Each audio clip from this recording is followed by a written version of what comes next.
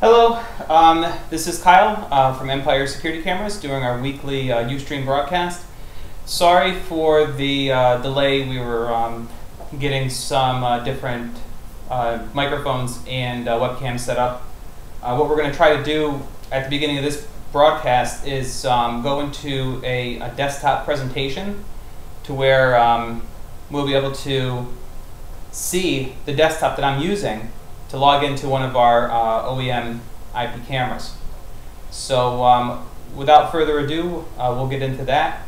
Jessica is here as well. She's on the chat board. If you have any questions, send them over chat, and let's get started.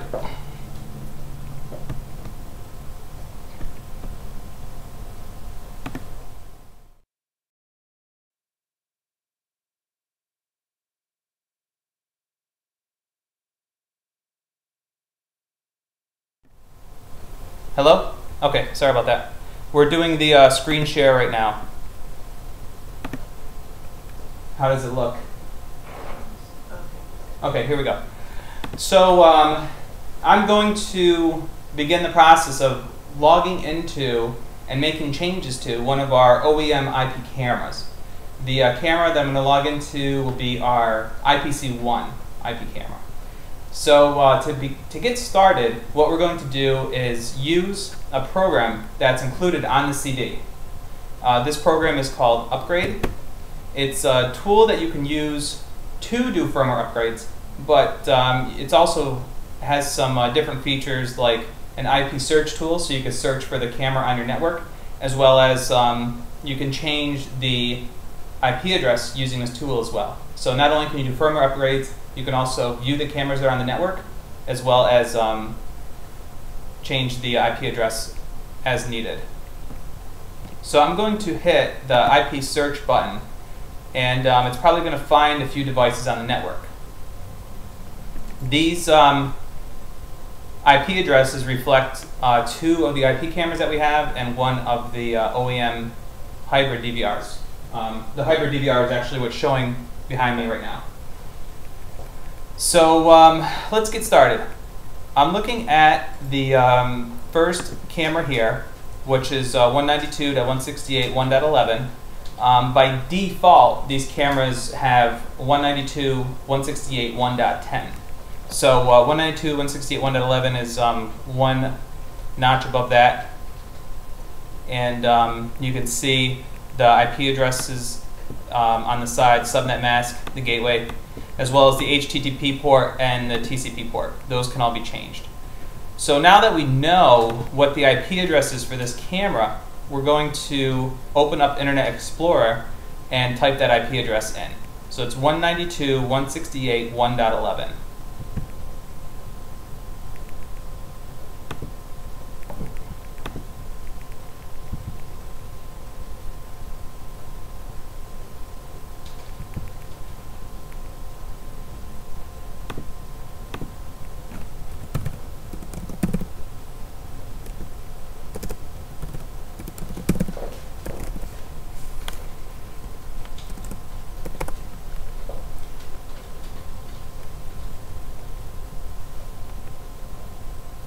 And this is the camera login screen. So by default, the username is admin, and the password is blank by default. So here is the overview of the IP camera login screen. So at the top, you could see that there's some options for playback, a log device config, local config, log out. On the upper left-hand corner, there's a input for microphone, and then you have what's called the extra stream or substream, and then you have the mainstream. The extra stream and mainstream are configured within the device config menu. On the bottom, there's some different controls. One of them toggles between full screen. The other one will allow you to change up to 4. If you're logged into an NVR or hybrid, you'll see this gives you the option for up split screen to 4, 8, or 9, or 16. You can also connect all the videos, disconnect all the video in one button. There's also a snapshot mode, so you could take a snapshot of what the camera is showing. There's also a local record, where you can record locally what's being shown on the IP camera to your desktop. In the upper right hand corner, there are options for PTZ. This camera is not a PTZ camera, so these aren't used. There are some adjustments for brightness, contrast, color, and hue. In the other, you can remotely reboot the camera. You can go into the color, brightness, contrast, saturation inside the camera, as well as the ratio. You can change it from 4:3 to 16:9. So that's a little bit of overview of the IP camera. What I'm going to do next is go into device config.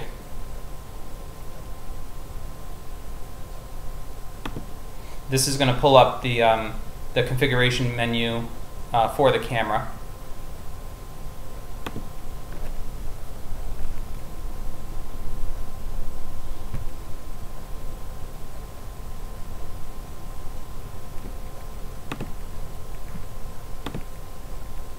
Sorry, just bear with me for one moment. We're on a little bit of a delay here with the Ustream,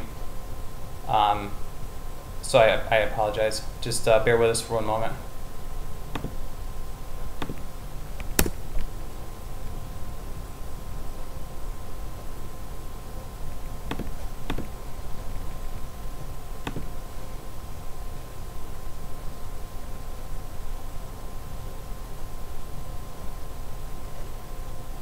Okay, here is the configuration menu. There are some settings for record. There's alarm settings for motion detection, video blind, video loss. We do have the option of adding alarm inputs and outputs, so those are there. In the settings menu, we'll go into this a little bit more in depth. Under the general, these are your general settings: time, date, language, video standard. So you set your time here. You can set the way the date shows up. You can show 12 or 24-hour time. There's several different languages, and the video standard for the US is NTSC. That's under general. Under encoding, this is where you would change the encoding of the camera. The main stream is on the left-hand side. The extra stream is on the right-hand side. For this particular model, it's a 1.3 megapixel, so we can change it from 1.3 megapixel to 720p. We can adjust the frames per second. This camera has 30 frames per second, constant bit rate, variable bit rate, the actual bit rate setting, and options for audio and video. The substream is very similar. You can change it between CIF and D1. Same thing for the frames per second, variable bit rate, etc. Let's go into the network settings. Right now we have it set for static. If you did want to use DHCP, you could select the DHCP enable. We have a static IP address so that this camera will show up on our network. The media port is the TCP port. That was one of the ports that would need to be forwarded if you want to see this over the internet. The HTTP port is if you want to view it on Internet Explorer. By default, it's 80. That's into the network settings, into net service. This is where you can set your DDNS, you can set your email.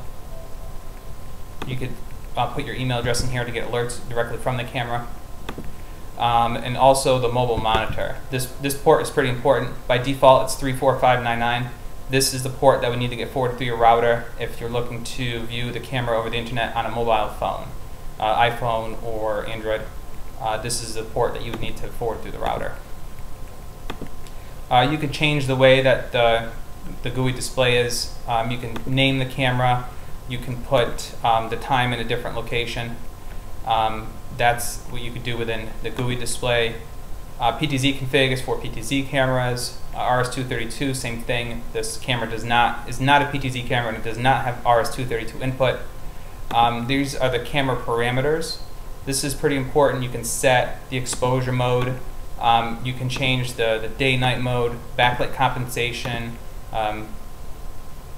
the AGC, as well as the day-night level and the night-day level. This is pretty important when you're setting up the camera. And we have another menu, advanced menu.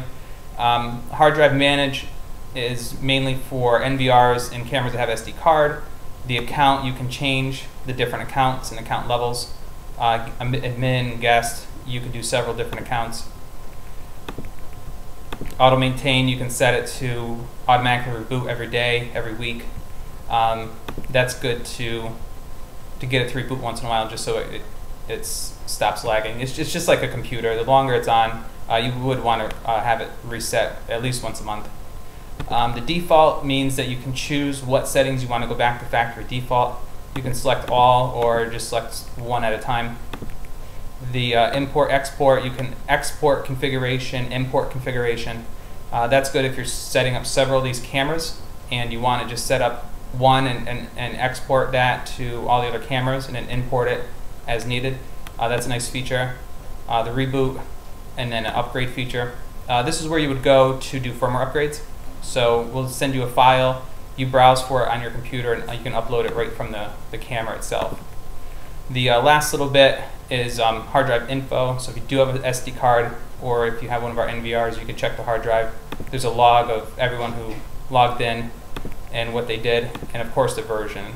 This will show you what firmware version the camera is running. So that's a brief overview of our IPC1 camera. I'm going to switch back to the regular Ustream broadcast, and we'll proceed from there. Okay. Welcome back. I guess we'll take the opportunity now to go through some questions from the chat. Let's take a look here. We have a question that says, will you have any HD outdoor cameras with audio? That's completely up to the installer or whoever's buying the cameras. For special orders, sometimes we'll require an MLQ or a minimum quantity. We can make outdoor cams with audio. We can also make outdoor cams with an SD card slot. There are some cameras we have now with Wi-Fi, so those are all separate modules that we would put together. So the answer is yes, we will have HD outdoor cams with audio. It's just a special order. The day-night level, is that set the light level for to switch the IR filter in and out? No. That is for the camera to know if it's going to go, if it's going to stay in color or go to black and white. In some cases, if there's enough light, you may want to decrease that so that it'll stay in color for most of the time. If it's very dark and it's not switching over to black and white as quickly as you'd like, you can move it again and make it switch over to black and white sooner. The IR cut filter is dependent only on the infrared LEDs. So if the infrared LED sensor senses that it's dark enough to allow the infrared LEDs to illuminate, that'll automatically make the IR cut filter switch. So, I mean, it makes sense because the IR LEDs are going to, either be seen or not seen depending on the IR cut filter. So the IR cut filter is soldered directly into the LED board. So that's a good question. Okay, motion detection. This is very important. So we'll spend some time on this. Right now, as it sits, the two platforms are not configured to work with each other as far as motion detection goes. So if you have a Dahua NVR, you can set our camera up on a scheduled recording, but you cannot set it up as motion detection. So if you have a Dahua NVR and a Dahua IP camera, they'll work together perfect. You can set up motion, that is fine. But with a Dahua NVR and our IP camera, it's a scheduled recording only. So you can set it for 27 record and it'll be fine. You can set it for recording like 9 a.m. to 5 p.m. That'll be fine, but it will not record on motion.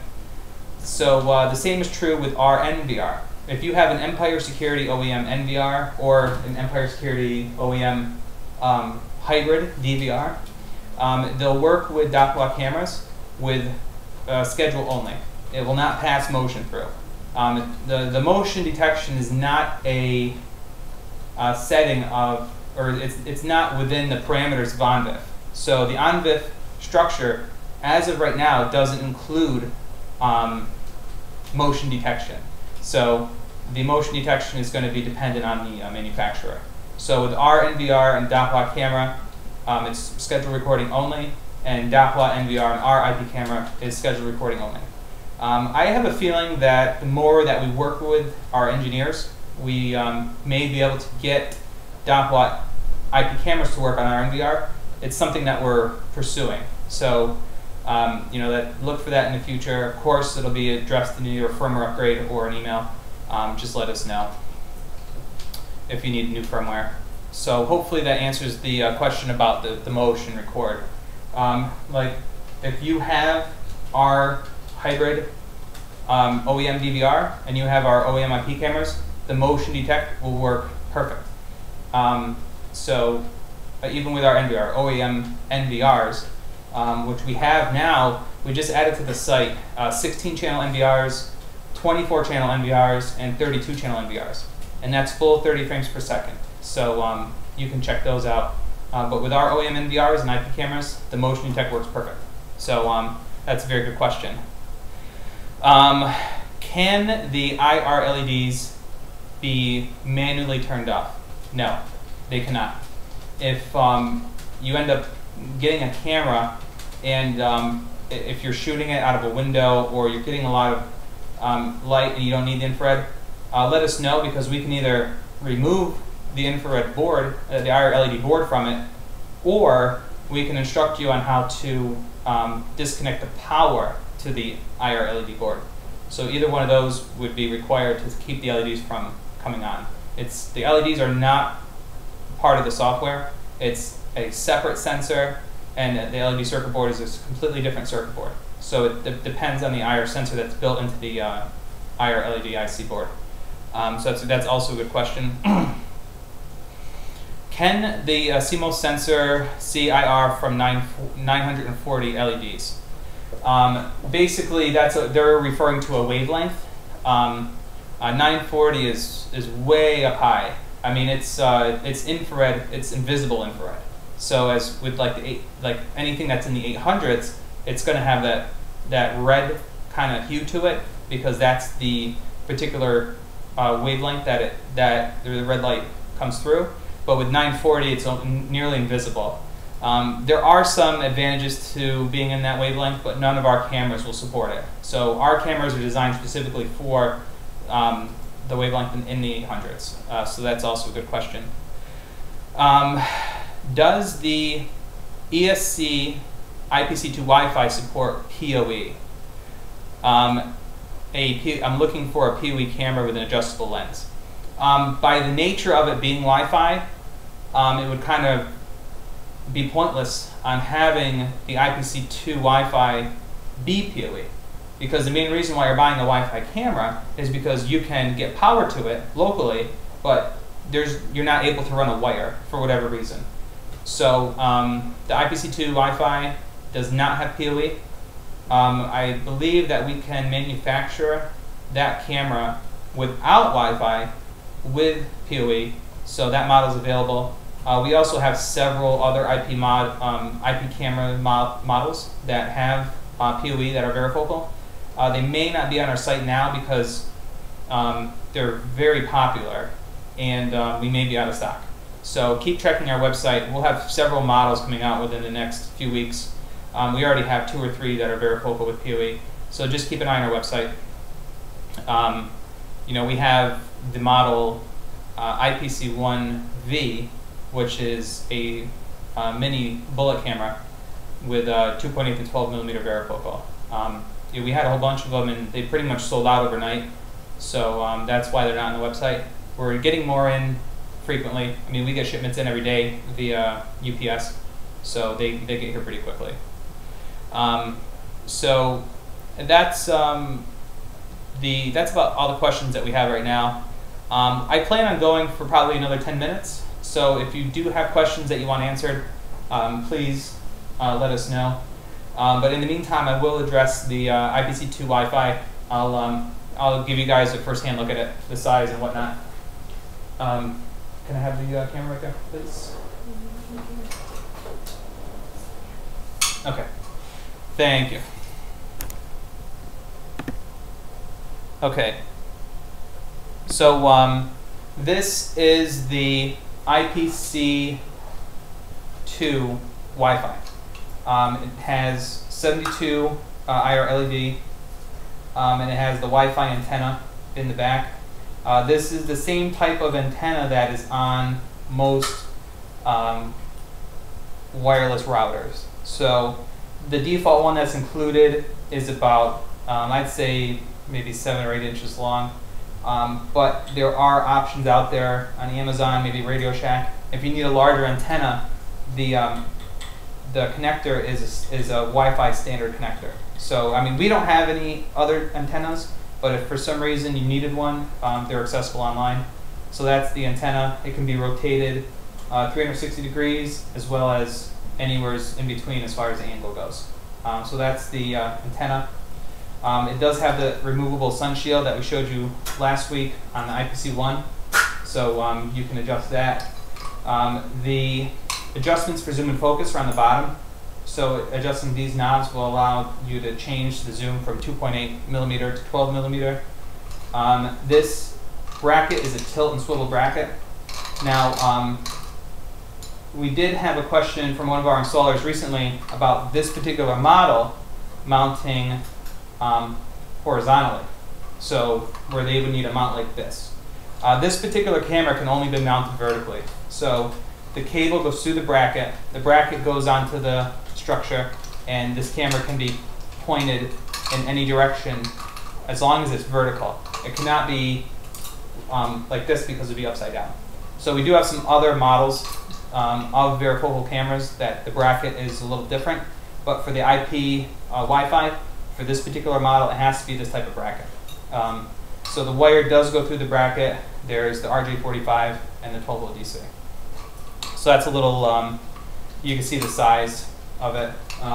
Here's a HFW 2100, just for size comparison. So obviously it's much larger, but just so that you have a reference. A lot of people do have this camera. So that's the IPC2 Wi-Fi. We did have some questions about that. Let's see if there's any other questions for today. Is the IPC1 the same size as the model you're holding? I'll have Jessica grab it, the IPC1. Right now we're sold out of the white model. We have several gray in stock, so you can take a look at our website for the gray. This is what the gray looks like. So I'll do this again, just put them side by side. For those of you that aren't familiar with this model, this is the Dahua IPC-HFW 2100. HFW 2100. Our model number is ESC 2100, and it's available by carton only. This is the IPC1. It's in the gray color. So I'm trying to make the background here. Let's see. So this is the size comparison. They're very similar. So side by side, the IPC1's a little bit longer, but it is a little bit wider in diameter. The main reason for that is because the IPC1 has a lot more infrared LEDs. The IPC1 has 48, which is about more than double of what the HFW. So those are the two side by side. And I guess since I have the IPC1, I'll go through it again very quickly. It has a removable sun shield, so you can take the sun shield completely off or move it to where you want. It does, sometimes if it's too far out, that you'll end up with it being in the picture. So be careful about extending it too far out, because you can get the IR LEDs will reflect off of it, or the lens will pick it up, which you don't want either one of that. Okay, I got a tape measure here. We're looking at the RJ45 jack? Sure, okay. All right, the RJ45. It is 7/8 of an inch and 7/8 of an inch. So it's squared, 7/8 of an inch by 7/8 of an inch. As far as length, it's about 2 inches. That's the RG45 on the HFW 2100. On the IPC1, should be about the same. Ours is about 3/4 of an inch by 3/4 of an inch. So they're almost identical. And again, it's probably about 2 inches. Yeah, about 2 inches deep. As far as the cameras go, I know a lot of the measurements that were provided from Dahua are in millimeters and centimeters and grams. But this is probably, somebody will probably ask about the size. So we'll do a measurement here. This is, again, the HFW 2100. From the sun shield to the back of the camera is 3.5 inches. The bracket is another 2.25 inches. So from the tip of the sun shield to the back of the bracket is approximately 6 inches. In diameter, it's about 2.5 inches. So that's the HFW 2100. The IPC1, I'll move the sun shield to about the same overhang as the HFW 2100. It has about a 1/2 inch overhang. So I'll put this at about a 1/2 inch. The camera itself is about 4 inches from front to back with the sun shield. Without the sun shield, it's about 3 inches. And including the bracket is about 3 inches. The entire camera total about 6.25 inches. So not that far off from the Dahua. The measurements are very similar. The diameter, because of it having more infrared LEDs, it's going to be a little bit bigger. It's about 2 3/4 inch. So that's the measurements on the IPC2.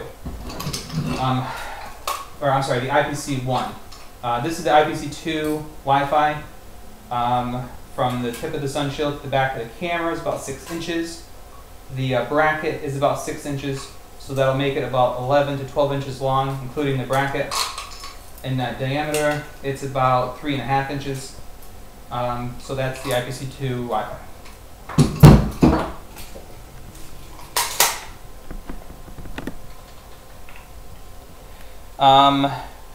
Yeah, there's a camera that's almost identical to the IPC1, except it's varifocal. So it's IPC1-V.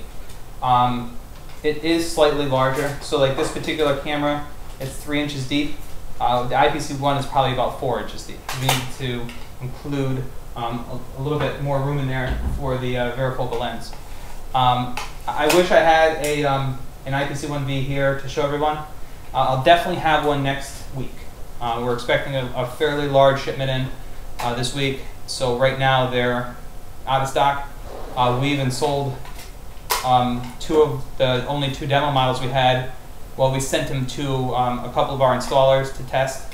So we had a lot of that camera, and it just seems like overnight it sold out. I mean, we were sending them all over the place, to Canada, South America, Europe, even back to the Asia. So those cameras have been very, very popular. So that's the answer on the IPC1V.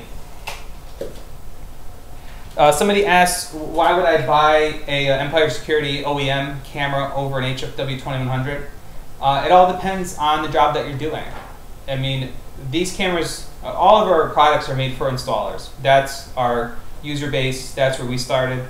Our installers are the backbone of our company. So we're making our OEM cameras to make it easier on the installers. I mean, when we got hit with the limitation of carton pricing on the Dahua models, it really forced us into a different type of, what are we going to do? So that's where a lot of our OEM cameras come into play, because you can buy them in individual pieces. I mean, obviously we have reductions for carton quantity, but that's one advantage that we have with our OEM cameras, is that you can buy them outside of a carton. The Dahua cameras are carton only. I mean, even the NVRs, you have to buy 5 pieces. Most of the cameras are 10 to 12 pieces. So that's one advantage. Another advantage that we have is we use a little bit different technology. Like for the HFW 2100, that utilizes an Aptina sensor and a TI DSP. So what we have on our 1.3 megapixel models is a Aptina sensor with a HI silicon DSP. So it's a little bit different. I mean, there's advantages either way. During the day, the HI silicon in our review and our tests have been more accurate as far as color and clarity.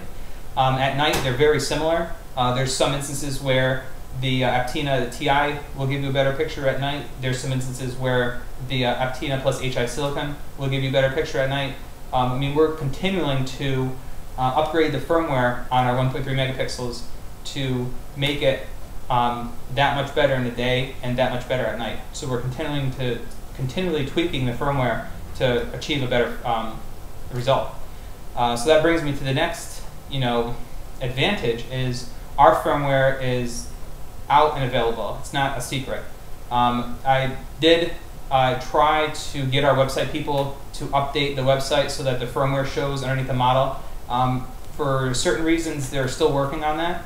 So I do apologize. If you have one of our IP cameras, please email us. We'll send you the firmware because we had 3 firmwares that we released last week. I mean, we got a firmware that we updated from Friday. So if if you're just receiving your cameras this week, your firmware's already outdated. Let us know. We'll send you new firmware. We've got a lot of good tweaks as far as the gain and the gamma at night. It's something that we're doing continually. So that's another advantage. I guess another advantage would be price. Obviously, since we're manufacturing the product instead of reselling it for Dahua, we're producing our OEM cameras ourselves. So it's direct from manufacturer. Price is very competitive. For those of you that don't have access to the price, email us and we'll create an account for you. I really can't go into price because this Ustream broadcast is public. Our prices are private. So just let us know if you need an account. Email us and we can qualify you and get you set up for an account. So those are the different reasons why maybe you would pick a Empire OEM IP camera from the Dahua. Okay, let's see here. Somebody asked, what is the range of the infrared LED on your cameras? For the IPC1, I believe we tested it up to about 90 feet, so let's say about 30 meters. With the 48 infrared, you definitely get some good throw. It's 80-degree beam spread, so it works perfectly with that 3.6 millimeter lens. You get an equal beam spread over the entire image. You could probably check out the specification on our website as far as the IR LED range, but I believe it's in the 30-meter, 90 to 100-foot range. Will the varifocal one be available in white? Actually, that's the only color that's available right now. That housing, just like this housing, these are private molds. So other people can purchase them, I guess, if they wanted to, but they'll be a little bit more expensive because there are private mold. So for the IPC1 and the IPC1V, it's the mold is ours. So because of that, the IPC1 non-varifocal is available in white and gray because that's been out longer. The IPC1V with the 2.8 to 12 is only available in white. We definitely plan on carrying it. Actually, we have an order to have it available in gray. It should probably take another couple weeks to get that in. Let's see. We have another question. Oh yeah, we did send one to the UK today. You know who you are. We definitely appreciate your business. We need to round up the troops over at the CAMET forums. I know that we gave them a shout out last week, so 2 weeks in a row we're giving a shout out to the Blue Iris community over at camet.org. That's cam-it.org. Jessica will put that into the chat box. Phenomenal website. I mean, it's as good as it gets. I mean, you got a lot of home users, but they're very technical, sometimes more technical than even the installers are. So it's a great resource. Definitely the best forum out there right now as far as, obviously for Blue Iris, but for IP cameras in general. there's reviews of everything. So it's a great website. Like I said, thank you guys again. Another question. The Dahuas suffer from noise at low light. How do your cameras stack up in that regard? That's a big, big difference between the Aptina Plus Ti that the 1.3s use and the Aptina Plus HI Silicon that we use. We actually have a live feed of our IP cameras. It's available. I don't want to give the IP address out on the Ustream just because you're only allowed 10 to 20 users to log in at once. The more people that log into the NVR or the IP camera and the bandwidth, and we'll email you if you need to view the camera at night. I mean, there are some video samples on Camit that work. There's been a lot of users on there that have been reviewing it. Once again, that's cam-it.org, so there are some reviews on there. But if you do want to view it live and want to manipulate the settings yourself, let us know. We'll send you the IP address and login information. Email empiresecuritycameras@gmail.com. So yeah, it looks like we're running out of questions. I know last week we did about an hour. We're going to cut that down just to leave some more room for people to get some questions for next week. We may go to a bi-weekly presentation, but as far as for next week, we'll definitely do it again Tuesday. So please get all your questions ready. We can probably do next week a half hour dedicated just to questions. If enough people have interest, we'll do that. And then after next week, we'll determine if we want to do a weekly or bi-weekly. Yeah, that's about it. We'll finish this up right now. What we did last week is we saved the recording. It saved right on our Ustream page, and we uploaded it to YouTube, so you can view it on our YouTube page. And that's about it. We appreciate you guys logging in today. Again, hopefully it was informative. Thank you, Jessica, for your help. Thank you guys for viewing us. And if you have any questions, our phone number is area code 914-338-8639. We're at empiresecuritycameras@gmail.com. And our website is empiresecuritycameras.com. We appreciate it. Thank you again. Have a good night.